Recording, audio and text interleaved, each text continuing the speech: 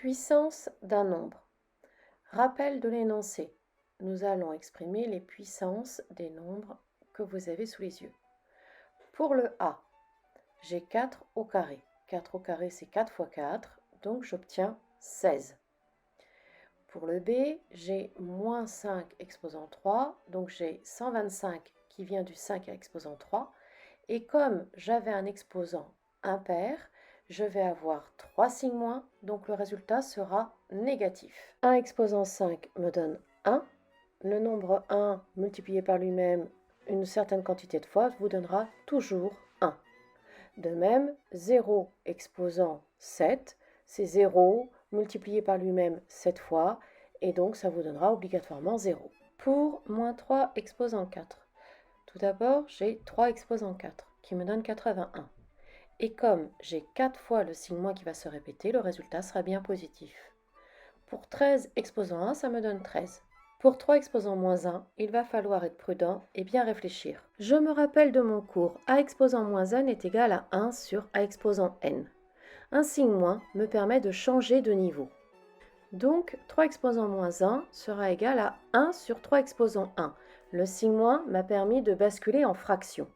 Et 3 exposant 1 me donne 3. Donc, 3 exposant moins 1 est égal à 1 tiers. Un exposant négatif ne donne pas un résultat négatif. Retenez bien ceci, c'est une erreur bien trop fréquente. Un exposant négatif ne donne pas un résultat négatif. Pour 5 exposant moins 2, en procédant de manière identique, je trouve 5 exposant moins 2, je me débarrasse du signe moins de l'exposant en passant la fraction. Ça me donne 1 sur 5 exposant 2. Et 5 exposant 2 me donne 25. J'ai donc 5 exposant moins 2 qui sera égal à 1 sur 25. Vous devez être capable de le faire rapidement sans vous tromper. Pour moins 2 exposant 0, un nombre, n'importe lequel, à l'exposant 0 me donne toujours 1. On a la formule A exposant 0 égale 1. Donc, moins 2 exposant 0 est égal à 1. Pour moins 6 exposant moins 1, je ne dois pas confondre les signes moins. Le signe moins de l'exposant m'indique que je passe à la fraction. J'ai donc moins 6 exposant moins 1 qui sera égal à 1 sur quelque chose. Le signe moins du moins 6 me dit que je dois réfléchir à la règle des signes. 1 est un exposant impair. Donc, moins 6 avec un exposant impair me donnera un nombre négatif. Comme l'exposant est 1, je vais trouver au dénominateur moins 6. Comme je donne un résultat, je pense à mettre mon signe moins devant la barre de fraction. Je ne le laisse pas au dénominateur. J'écris donc moins 1 sixième. Je réfléchis de manière identique pour moins 2 exposant moins 3. L'exposant négatif me permet de basculer en fraction. Et j'obtiens 8 parce que 2 exposant 3 me donne 8.